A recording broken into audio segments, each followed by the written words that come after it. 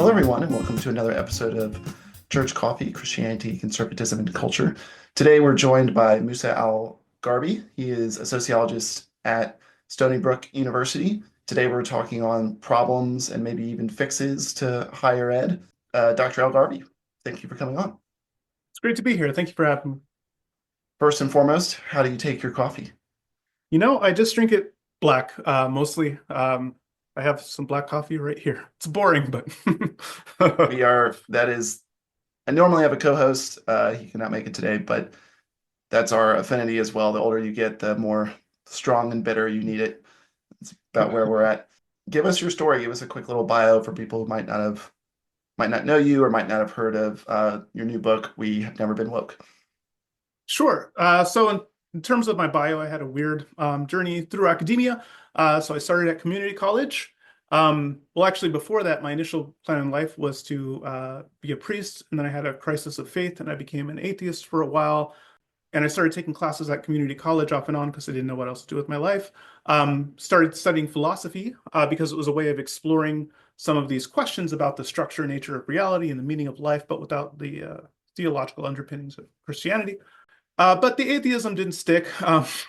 And eventually, I ended up converting to Islam in 2009. And then the renewed structure and purpose that I gained after rediscovering faith and then getting married shortly after, which provided additional structure and purpose, really helped me pull my life together in a different way. And so I got like 4 degrees in the next 5 years. And then I started teaching political science classes at the University of Arizona. And then I got canceled by Fox News and I lost that job. And then I managed to fail my way upwards to Columbia through a series of weird twists and turns where I pursued a PhD in sociology. And after that, I got a job as a tenure-line professor here at Stony Brook University, where I'm in the School of Communication and Journalism, and I also write regularly for outlets like the New York Times, the Atlantic, and the Washington Post, and so on, in addition to my nerdy scholarship work. And you also have a Substack, which we'll link below. That's actually how I found you. I've really enjoyed some of your writing on political pop-ish culture stuff. So if you're interested in Musa's other shorter writings, maybe not book work or academic, you can look down there, which you're posting about once a week or so, looks like. Yeah, well, and then, I should add, I also wrote a book recently called We Have Never Been Woke, The Cultural Contradictions of a New Elite, which came out in October with Princeton University Press. Highly recommend, but I'm biased. Well, another sociologist who works at Grove, a small Christian college, Grove City, also recommended that book. He thought it was very good, and so just you're popping up all over Church Coffee's radar. But let's get into the nitty gritty on trust in higher ed. The trust in higher ed has plummeted over the past 15 or so years. What do you see as the main driver of that? Yeah, I mean, I think there's, from what I can tell, looking at the data, there are a couple big drivers.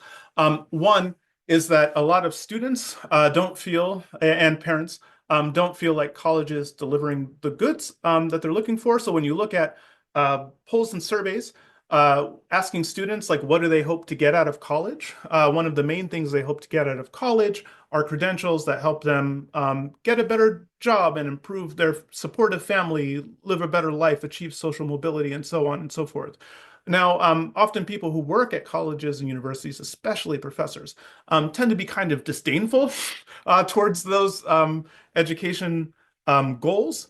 We think that if what you're here for is to make money and get a job, like we view that as somehow like lower than other aspirations for attending college. We don't take that as seriously as we should, and we don't necessarily a lot of the courses that we develop and teach and so on aren't necessarily oriented towards helping students advance their career goals as well as they could, would, or should be. So that's one cause, and then another cause: growing sectors of society feel like higher ed institutions don't represent their values and interests, that the people who work in these institutions don't respect them. Yeah, and so there's this kind of cultural divide between academics and other people who work in academia and large swaths of the rest of society.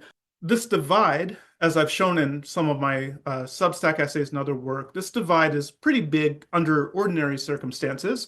But over the last 10 years, that divide has gotten a lot, well, since 2010, 15 years, that divide has gotten a lot bigger because knowledge economy professionals and institutions have shifted a lot in terms of the ways that we talk and think about morality and politics, even as most of the rest of society has actually been kind of pretty constant on the same trajectory that they were before 2010, more or less.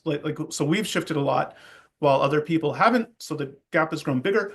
And people care about the gap more, in large part because of how people who work in knowledge economy institutions have conducted themselves since 2010. So we've become much more militant about confronting and shaming and trying to censor and humiliate and marginalize and so on anyone who disagrees with us about political and moral issues, even for stances that we ourselves didn't hold until like 10 minutes ago. And so this growing militance on our part made people notice the gap between us and them more and care about the gap between us and them more than they normally do. And this has created an opportunity for political entrepreneurs, largely but not exclusively associated with the political right, to basically campaign on bringing people like us back under control.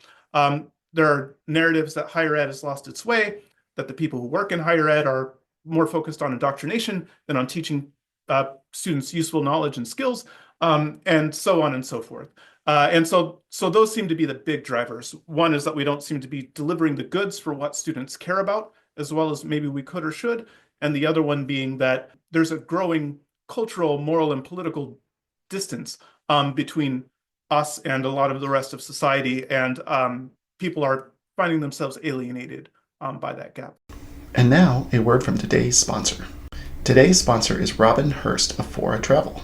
Robin is a former winemaker here in Charlottesville and would like to take the stress out of planning and customize your next planned adventure. Robin is a top-notch, detail-oriented planner. Having personally traveled to 25 countries and 33 states, she believes in building balanced itineraries that blend luxury and relaxation with adventure and exploration. She wants to hear what you're looking for and offers customer care that is easy and special. Robin does not charge a booking fee for hotels, cruises, nor tours. She has a tiered pay scale that she works with clients depending on what they need. For more information about Robin, please see the details in our show notes. And now, back to the show. When you were in your own story, when you were in community college and kind of trying to find your own way and maybe even in going into a bigger school after community college, did you personally feel indoctrinated, for very much lack of a better term, just because you were in philosophy, you said, and then political science teacher? Did you kind of feel that or see any of that? Do you have any firsthand anecdotes to tell us? I'll say I went to a mid-tier Virginia public institution. I studied history and then I studied engineering. I never felt anything like that. Maybe it's just because it wasn't UVA or William and Mary. It was James Madison University, if you've ever heard of it. Or maybe that's just because I was getting taught in right before social media really kind of hit its zenith. But do you have any recollection, or did you see any of that or feel any of that in your own personal experience? I mean, I think one thing that's definitely true is that if you look at the differences between, say, community college or the land-grant state university I went to after that, University of Arizona versus Columbia University, basically the more elite you go, the more politically homogeneous, the more politically homogeneous both the faculty and students become. So at community college, you had a lot of lifelong learners, you had a lot of people who were in the military, you had a lot of people who were oriented towards trade schools, who were, getting certificates and things like that. Whereas at Columbia University, it's highly educated, relatively affluent people from similar backgrounds who are oriented very tightly towards elite knowledge economy jobs, working for McKinsey or the New York Times or something like that. And so it's definitely true that the composition of both the faculty and the students, the more elite you go, the more kind of uniformly left they tend to become. But even at elite schools, they're not completely left. There are kind of other people there. So that's one difference. I think to the extent that something like indoctrination, like to the extent that people feel like something like indoctrination is happening, it's often not because there are some cases of professors who are kind of like willfully like trying to engage in radical praxis and things like that through their teaching. And so they have these kind of goals of reshaping students' hearts and minds and aspirations and stuff um, towards cultural progressivism and so on. There are some people who have that goal. Um, I think most faculty members, though, are trying to, one, they don't take their students' views that seriously and or even know them or particularly care about them that much. And two, they're really more like they think of themselves as just teaching the facts. The problem with this, though, so I wrote an essay for Heterodox Academy called "Indoctrination Concerns Are Inaccurate but Not Unreasonable" or something like that. And what I show in that essay is that although a lot of professors aren't out there trying to indoctrinate per se, one thing that's the case is that because almost all of us are on the blue line of charts, we're almost all liberals or Democrats, and even those who identify as moderates or independents tend to lean more to the left. Then when we're trying to talk or think about social problems, we often do so in a really slanted way. So like in most of the classes that I taught and sat in sociology, we didn't really do much. We didn't really include a lot of conservative positions, a lot of religious positions, especially not the views of folks like, say, evangelical Christians were basically absent from, and to the extent that we talked about, quote, those people, it was usually in sort of negative terms. So like which deficit or pathology best explains why people vote for Republicans instead of Democrats, right? And I think a lot of the people who engage in that kind of research aren't self-consciously, like they aren't aware of the fact that they're engaging even in bias study design. Like if you design a study that's like, what negative trait best explains why someone would vote for Donald Trump? Like if you did a similar study that was like, which negative trait best explains why someone would vote for Hillary Clinton? Is that they're communists or they're atheists or they hate America? Like if we did a study like that, if someone tried to, social scientists would immediately recognize the flaw in that. It's a prejudicial study designed to say which deficit or pathology best explains why someone would vote for. And in fact, we don't even really even ask the question. There's a dearth of research on why people vote for Democrats. Like we don't even, it's not even an interesting social science question for us. Why would someone vote for Barack Obama? Like it seems obvious to us why someone would vote for Barack Obama. So we do research sometimes on why people failed to vote for Barack Obama, but not so much about and yeah. And so to the extent that there's bias or indoctrination or anything like that happening, I don't think it's usually because of people twirling their mustache and engaging in kind of Marcusean praxis struggles to, I think it's more like everyone in the institutions is on the blue line. The fish don't see the water. So when we're designing classes and putting together syllabi and designing studies, we tend to do so in ways that basically ignore conservative, religious, working class, and a lot of other perspectives like that. But again, usually not out of malice or design, like willful design, but just out of a lack of awareness about our own biases and shortcomings and blind spots. How did social media has already been brought up, but how has social media only accelerated the distrust in higher ed, and how did also COVID compound that accelerating distrust? Yeah. So one thing that you definitely see, so there have been organizations that have tried to monitor academics in the act of indoctrination. Basically, since the late 80s to early 90s, you started seeing, in fact, there's an essay also on Heterodox Academy that I wrote called something like difference in repetition in the viewpoint diversity space or something like that. And what I show is that the kind of efforts to monitor professors and hold professors to account and expose professors as engaging in indoctrination. You started seeing that in the late 80s, early 90s. But one thing that changed with the internet, and especially with the advent of social media, is it became really easy to basically record and broadcast nationwide and even internationally professors who say and do stupid things. Sometimes, again, these stupid things are kind of thoughtless. Like, so for instance, when you look at the composition of students compared to administrators and faculty, students are actually the most politically heterogeneous group on campus. There are a lot more conservative and Republican students than there are faculty, and there are more conservative and Republican faculty than there are administrators for that. But like, so they're the most politically diverse group on campus, students are.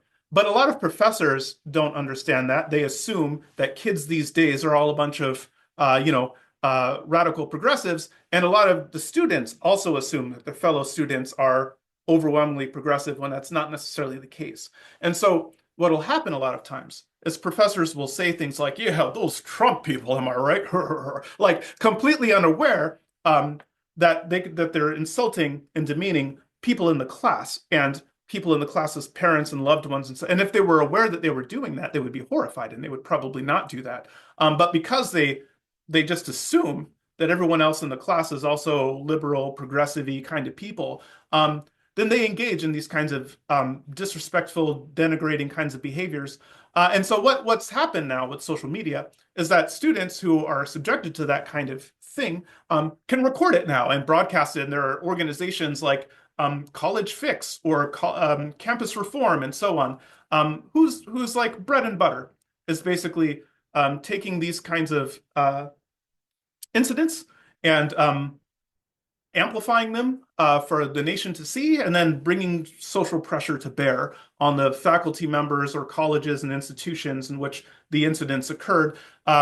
Often these incidents are presented out of context and may not be fully representative of the way that professor or school operates or whatever. But people are seeing firsthand in video and other forms like that stuff that's happening. And you could see this actually in COVID. One of the reasons I think we saw increased distrust in K-12 schools during COVID was because a lot of kids were sent home.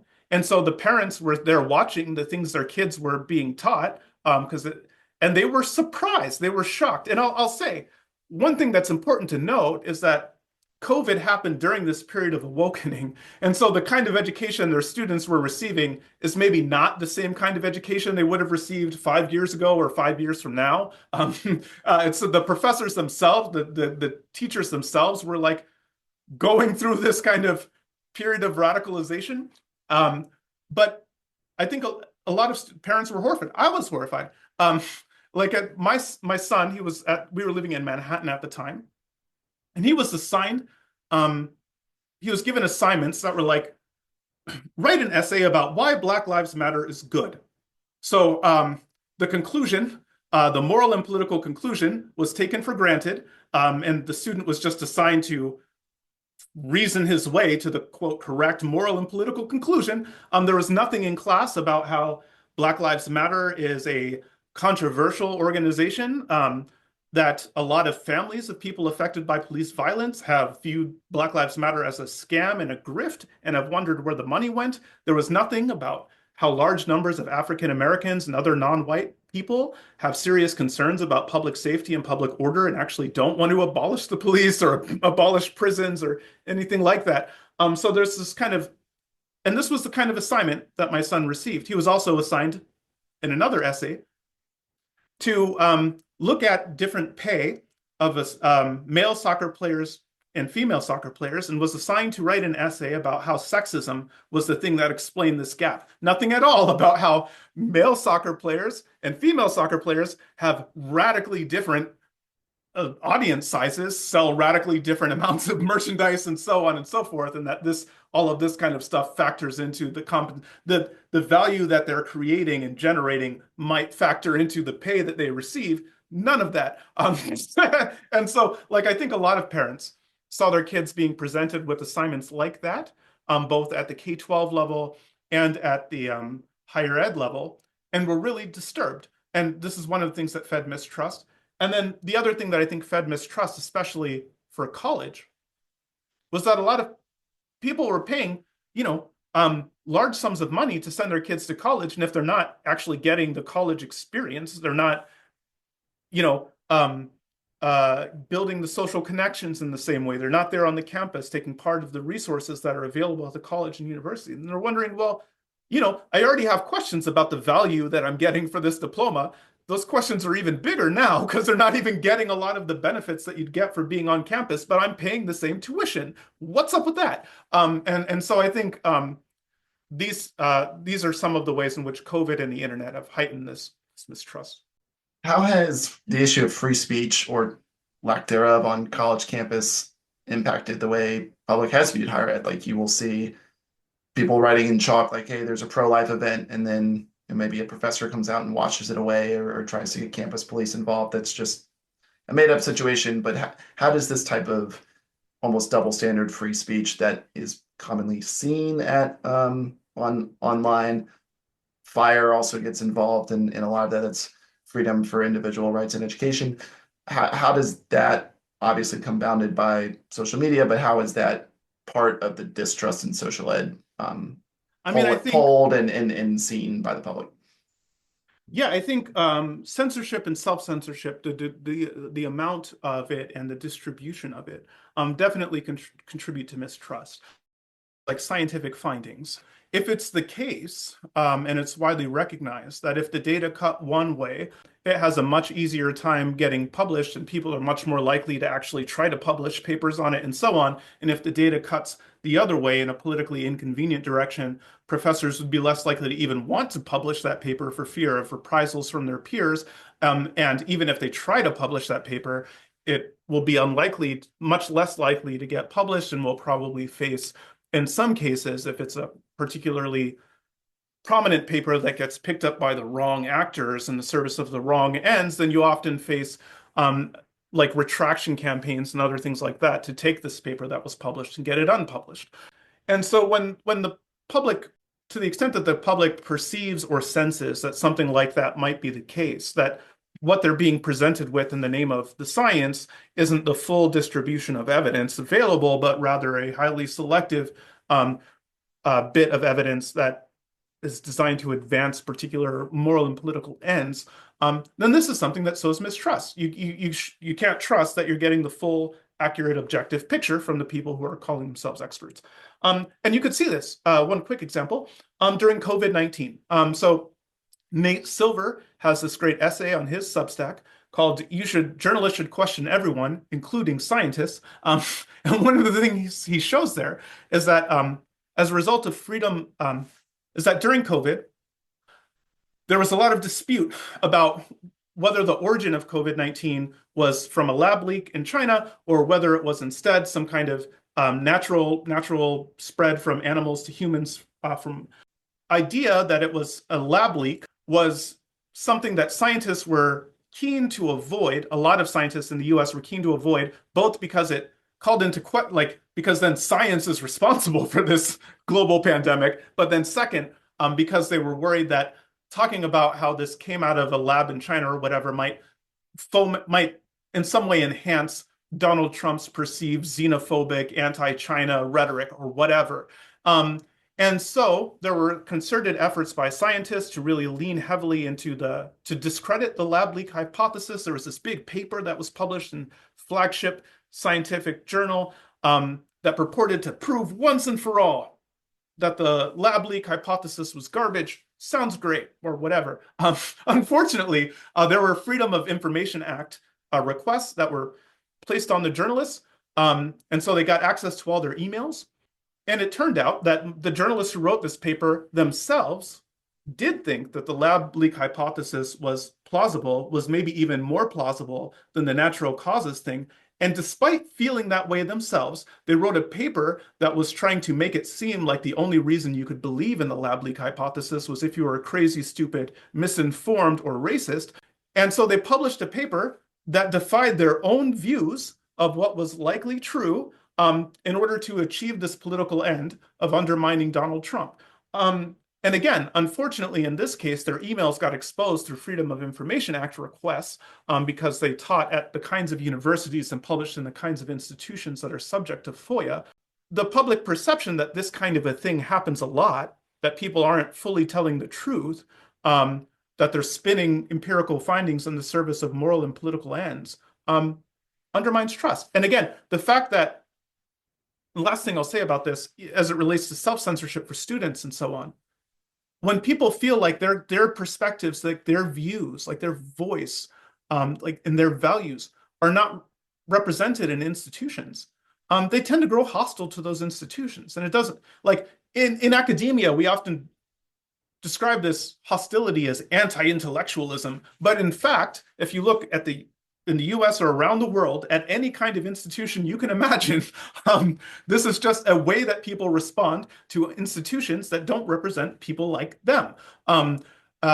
So if you feel like your voices and your values and your perspectives aren't presented, that people like you aren't served well by these institutions, especially if you think that the people who work in these institutions hate people like you or are hostile to people like you resist them. And why wouldn't you? It would be actually crazy to not resist an institution that's out for your destruction. You're going to collaborate with an institution that's oriented towards your destruction, right? And so to the extent that people who participate in these institutions view them as hostile places for conservative and religious views, then this is a kind of thing that foments mistrust, that foments resistance, that leads people to not go to college, that leads some people to select out of college, to select out of academic jobs, leads other people to want to defund various institutions and programs and things like that. And again, that's actually a natural, somewhat natural and somewhat universal response to people feeling like their values and perspectives and interests aren't represented in institutions. Yeah, I totally agree. I always thought that, like, I'm not a scientist, but the lab leak versus like wet market theory, I always thought wet market theory seems like kind of the more racist option than a lab leak theory, especially in China. And even in the US, there were lab leaks in the 90s and 2010s. So it's not like anyone's perfect anyway. How has affirmative action hurt the public trust in higher ed? I know the graph kind of around the time in the mid to later 90s, affirmative actions positivity starts to go down. How do you think that before the Supreme Court's decision impacted higher education's kind of like side eye of mistrust, if at all? Yeah, I mean, I think that's a more complicated story. It's a more complicated story because a lot of sectors of society who are already sociologically distant from institutions of higher learning and experts and so on, like some of the populations that are most distant include ethnic and religious minorities and so on. And there's some of the people who, so to the extent that affirmative action folded more of those people into those institutions or made people feel like they had more of a voice or a stake in these institutions than they did before, that probably helped with public trust. But to the extent that others came to perceive that institutions of higher learning were deciding who to admit, who to hire and promote, who to publish, and so on, based on concerns that were not merit-oriented or might even be hostile towards merit, then that leads some people to have reduced trust in institutions. That said, I think one thing that's important to stress, because in a lot of these questions about diversity and merit, there's this kind of almost mythological golden age that was something like in their minds, like in the narratives, like, oh, before the rise of diversity and inclusion, we used to be focused on merit, and then we got all derailed by all this DEI crap, and like now, all they're doing is hiring and promoting people on the basis of identity and so on. And I think one thing that's important to note is that until the late 80s to early 90s, if we just stick with the higher education example, like they didn't even have to post jobs publicly. Like a lot of jobs were just given to friends and students of well-connected academics without any competition at all, meritocratic or otherwise. And just as a matter of fact, when you look at hiring and promotion, higher ed today compared to, say, 30 years ago, and especially compared to even further back, it's more competitive than ever before, competitive to a sick degree, frankly. It's more metrics oriented than ever before. The hiring and promotion processes are more transparent than they've ever been. They're more standardized than they've ever been from one school to another, from one department to another. And so it's just not the case that hiring and promotion is more corrupt or whatever today than in the past. That's just not true. The opposite is true. By almost any empirical measure in terms of transparency, openness, competitiveness, standardization, and so on. All of that stuff has actually been moving more in a positive direction. The thing that's true, though, for any meritocratic standard that you use to hire and promote, there are usually multiple people who reach the meritocratic threshold. And so the decisions about among the qualified group of people who make it over the bar, how do you choose between those people? Traditionally, what's happened is people have, because no one has ever been hired purely on the basis of merit. It's impossible for the reason I just said, that in terms of merit, there are usually multiple people who are finalists and they're roughly equivalent in terms of merit. And so how things have historically been made, the decision between these roughly equal finalists, is to choose on the basis of homophily, under the auspices of fit. You would say, this person seems like the best fit, which means they're most like me in terms of what they interest, in terms of their backgrounds, and so, oh, they're a Yale man as well, whatever. And so to push people to instead try to select on the basis of diversity, among that same pool instead of picking people who are most similar to you. Either way, it's a non-meritocratic selection criteria. And so like people resent that, though. A lot of people resent that. Even a lot of racial and ethnic minorities resent the idea of being selected on the basis of their race or ethnicity, or on the basis of gender or sexuality or something like that. It's actually impossible, again, to select people purely on the basis of merit. Just in practice, it's impossible because you're always going to have multiple finalists who are meritocratically equivalent, and choosing between them, there's no way to do that in a purely meritocratic way. But that said, the kind of identity-based hiring decisions among finalists or whatever is something that a lot of people find distasteful and has eroded trust in higher ed, especially among people who perceive themselves to be especially disadvantaged by those choices. So people who are, say, Asian or white, who are statistically most likely to suffer or people who are men, and so on. Although actually, I should emphasize, most people don't know this, but colleges and universities actually have pretty aggressive affirmative action for men. Men are underrepresented in a lot of colleges and universities. Given the same test scores, and the same GPAs and stuff, a man is much, much more likely to be admitted to most colleges and departments than a comparably equivalent female peer. And this is because even a lot of women don't want to go to schools that are only other women. They also want to be in schools with men. And so there have actually been, for decades now, pretty aggressive affirmative action policies favoring men, but a lot of men don't understand that, and they think that the hiring preferences are actually skewed the other way. And so this is one of the things that feeds into frustration and mistrust among men, is they actually don't know how a lot of these admissions decisions are actually made. Conservatives, just broadly, conservatives have kind of countered, well, if we're going to keep affirmative action, why not make it class-based, right? Like, why should a Black gay male whose parents make $250,000 a year and live in the suburbs of Washington, D.C. and all that, why should he actually be able to get a leg up when someone from southern West Virginia or eastern Tennessee, grew up their parents making $25,000 a year, lives with grandma because his mom or dad are both, opioid addicts? Why should one favor the other? Why can't we look at, well, one is clearly impoverished, but somehow Harvard is still weighing it, or not even Harvard, like I don't know, UVA or some other still elite public school, Stanford, Berkeley, why would they favor this rich suburb kid versus someone that like actually had the grit? What do you think that Yeah. would pull well? Do you think that would just Oh yeah, yeah, it give me would your clean opinion about house. that?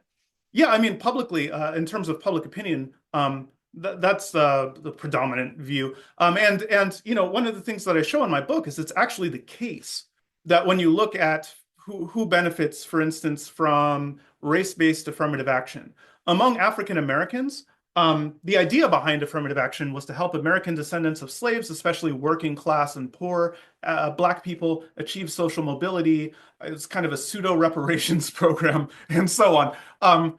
Okay, but when you look at which Black people in the United States actually benefit the most from affirmative action, it's overwhelmingly at people who are Afro-Caribbean or of recent African origin, or people who are half white. So monoracial, non-immigrant Black people are the overwhelming majority of Black people in America.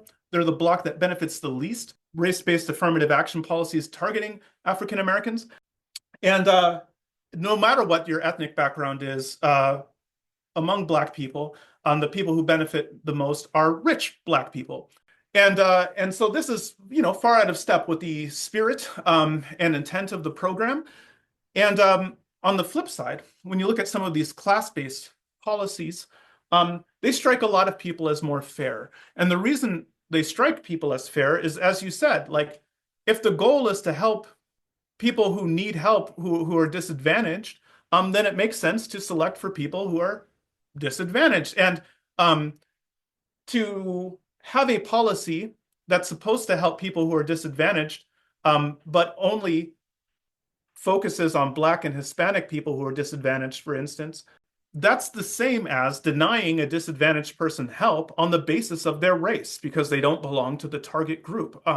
That kind of racial discrimination against people who are already disadvantaged strikes a lot of people wrong for reasons that aren't really that hard to understand if you think about it a little bit. And then on the flip side, even if your goal is to help, say, African Americans or Hispanics, because Black people and Hispanic people are disproportionately likely to be working class or poor, if you have a program that helps working class and poor people, that's going to disproportionately benefit Blacks and Hispanics. So you can even do the identity-based stuff by focusing on the class lever.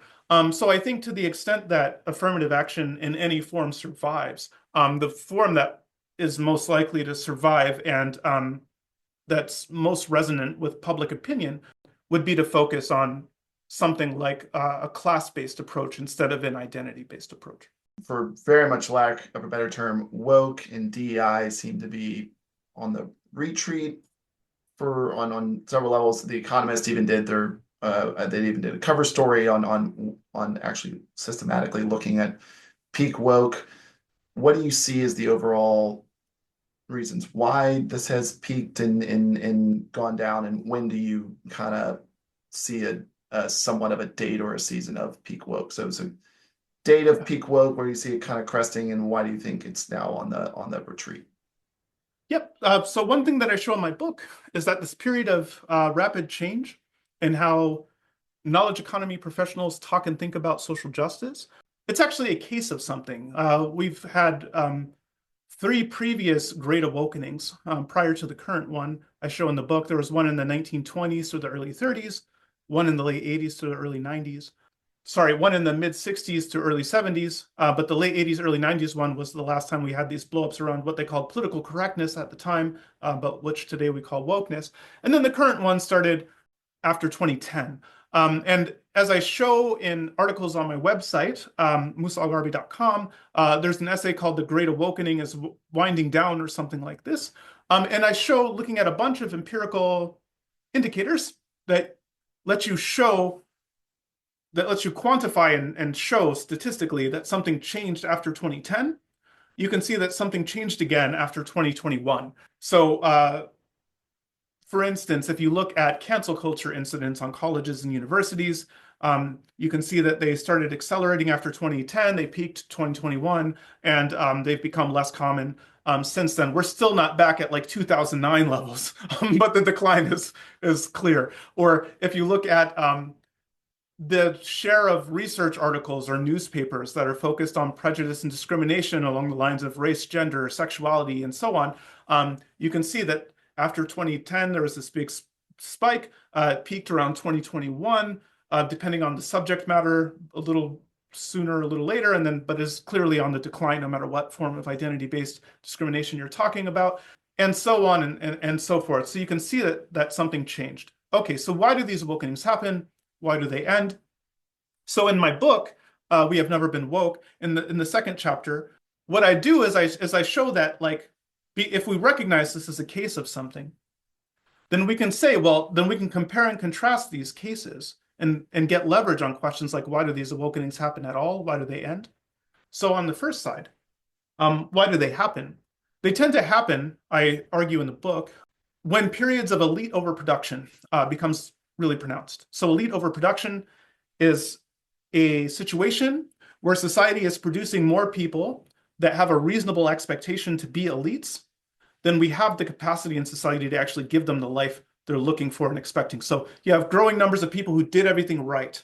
They graduated from school, a K-12 school, they got good grades, they got accepted into college and went to a good college and studied the right majors, and they were expecting to have a six-figure salary and to get married and have kids and to be able to buy a house and live a life that's comparable or superior to the life that their parents lived, and so on. When growing numbers of people expect that, but just that the life that they were envisioning just doesn't materialize, they become especially likely to to indict the social order that they think failed them and to try to tear down the existing elites to make room for people like themselves. So that's the first condition, is that they tend to happen during moments of crisis for elites. The second big condition, though, is that elite overproduction itself can't predict when awakenings will happen, because there's usually this counter-cyclical relationship between elites and non-elites. So times that are good for elites tend to be bad for normal workers and vice versa. And so oftentimes when times are bad for elites, it's hard to get anyone to care. No one's breaking out a tiny violin like, oh, poor elite guy has to get a normal job and live a normal life like everyone else, right? No one cares. Yeah, I remember seeing a Harvard grad student on Twitter one time saying we need to be paid, our stipend needs to be bigger. And I just thought, no one cares. No one cares because it has in your bio, you're a Harvard grad student. Maybe you're struggling right now, but in 2 years, you're going to be making more money than most of the world, and certainly even most Americans. Yeah, and so just as an anecdote, when I started at Columbia, they paid $40,000 or so as a stipend, and that's for me to be a student. This was more money than I had ever made working full time at real jobs, and a lot of my colleagues as well were like, "This is trash money. This is garbage money." Puh. And this was insane to me. Both both because it was more money than I had ever made doing real jobs. I was selling shoes. This is what I was doing before I became a Colombian.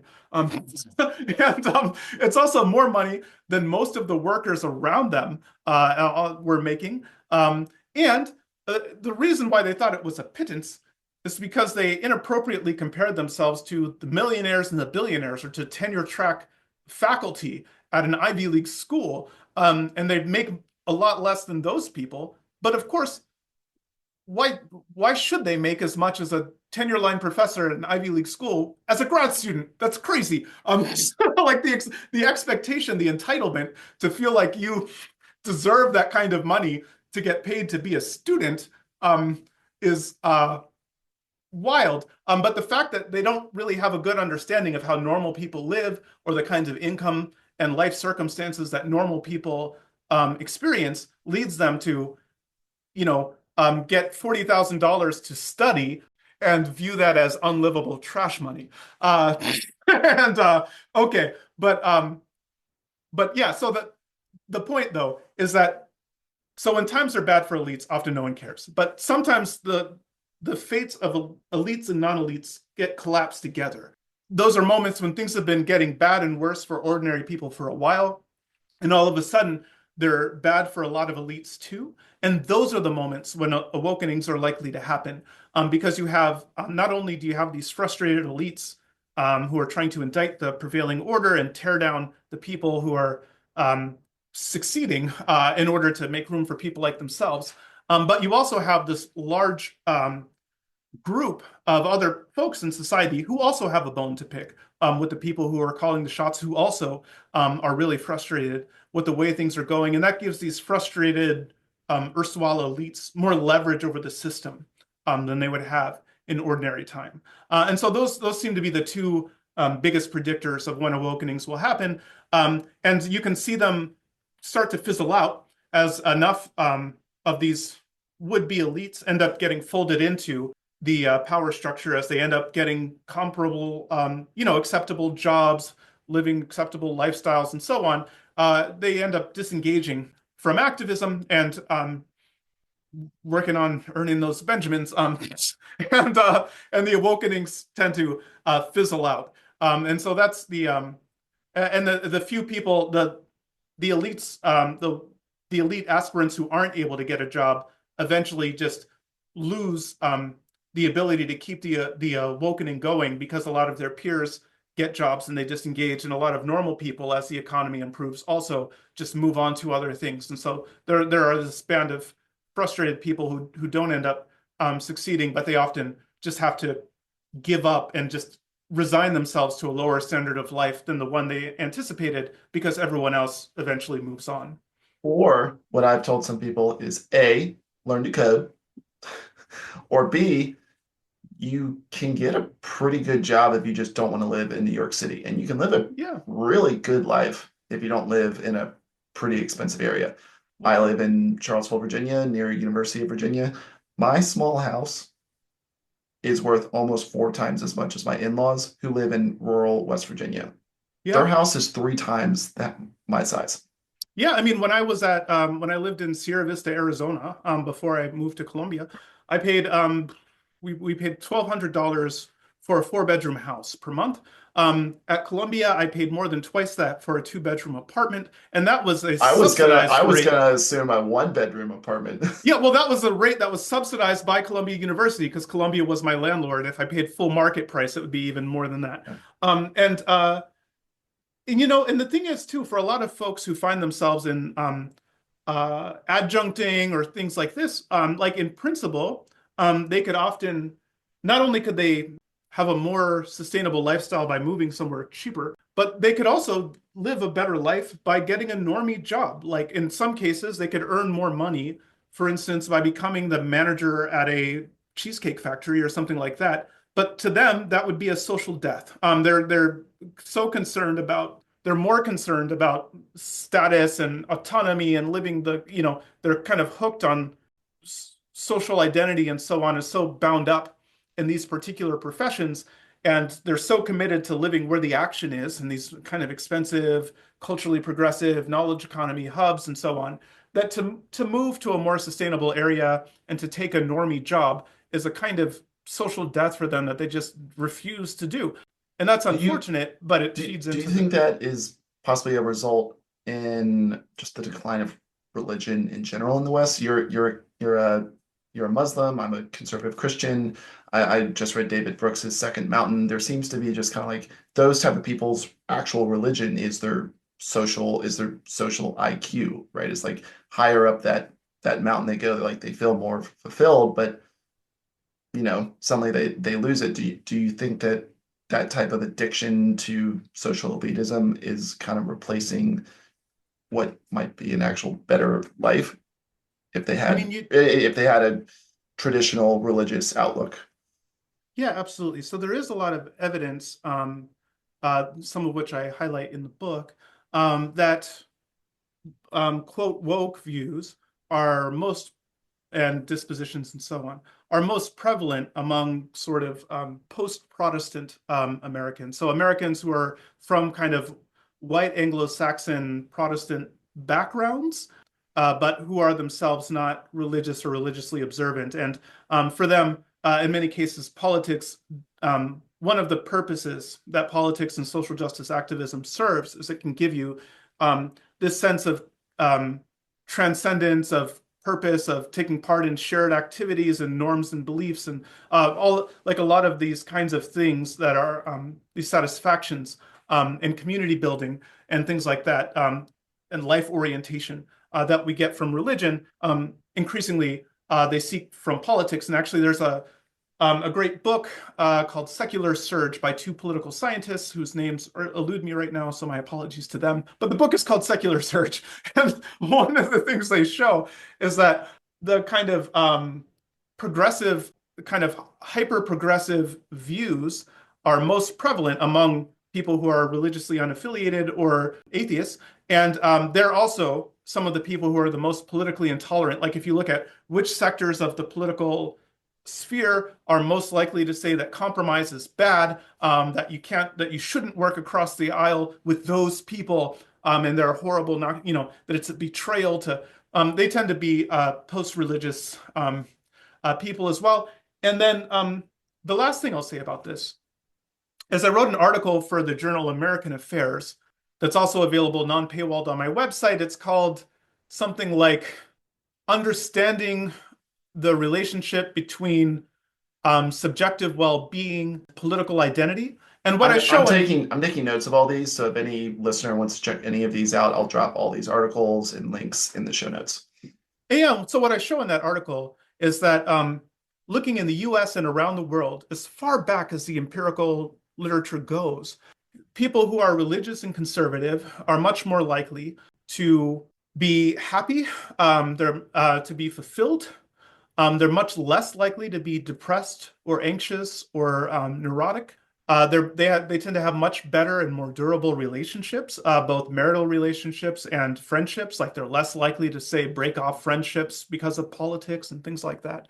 And so there's this kind of really complicated and multifaceted relationship between people's ideological views and their subjective well-being. But I think it's definitely the case that for people who have abandoned religion, and especially to the extent that they substitute religion for politics, like that probably is just deeply unhealthy for them psychologically, socially, institutionally, and otherwise. It's just not a great way to live.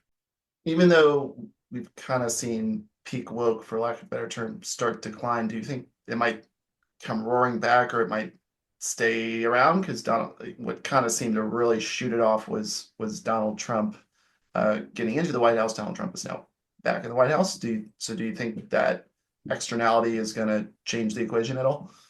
No, I don't think so. So Donald Trump, the first time he was elected, he was elected in part, he was kind of both a product and an accelerant of social trends that were already underway. There was already this heightened tension around social justice, broadly construed, exemplified by the Black Lives Matter, Occupy Wall Street, a lot of these other social movements that predated Donald Trump. Yeah, and so the first time he was elected, there was this big hashtag resistance movement. I think you won't see so much of that this time for a few reasons.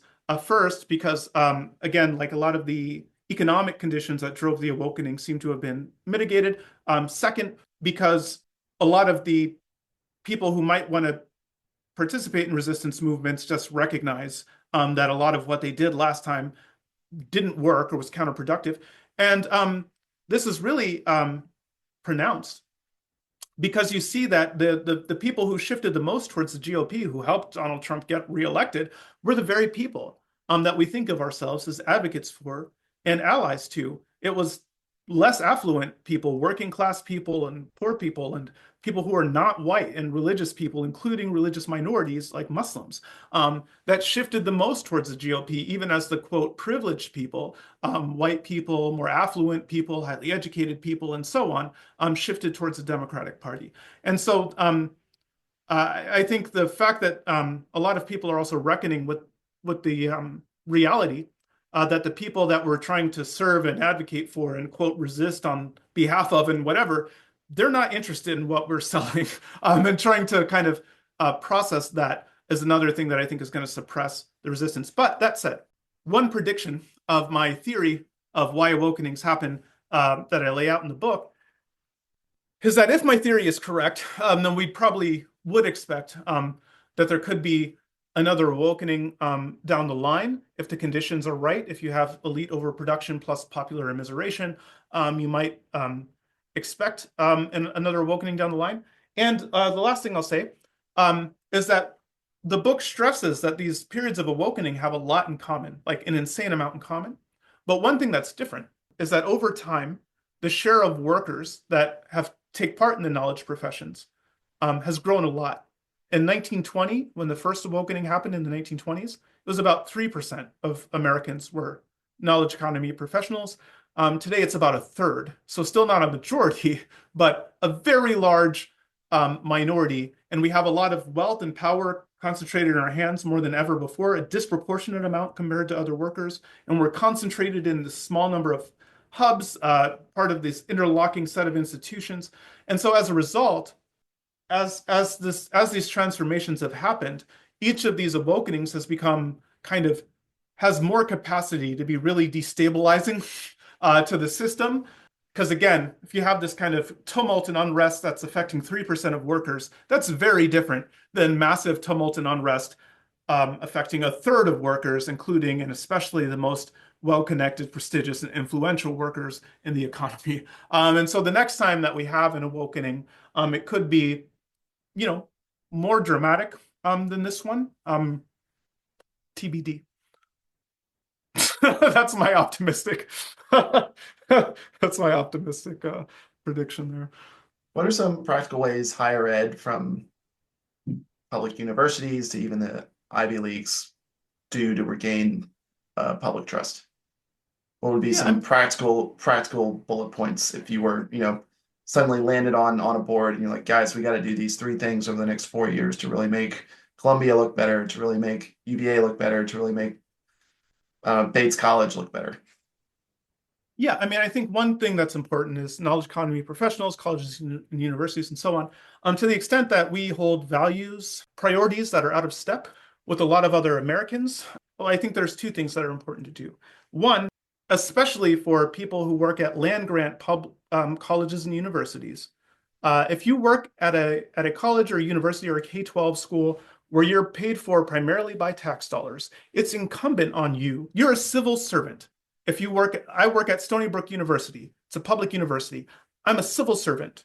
And so it's incumbent on me to give a care what the taxpayers and constituents who live here and the elected officials who are representing those folks and so on, it's incumbent on me to actually give a care what those people think, what their priorities and needs are, and to try as best as I can to meet those needs and address their concerns and priorities. To the extent that academics are often disdainful about the views of normies and so on, then maybe civil servant isn't a job for you. And if you find yourself losing that job, you shouldn't be particularly surprised.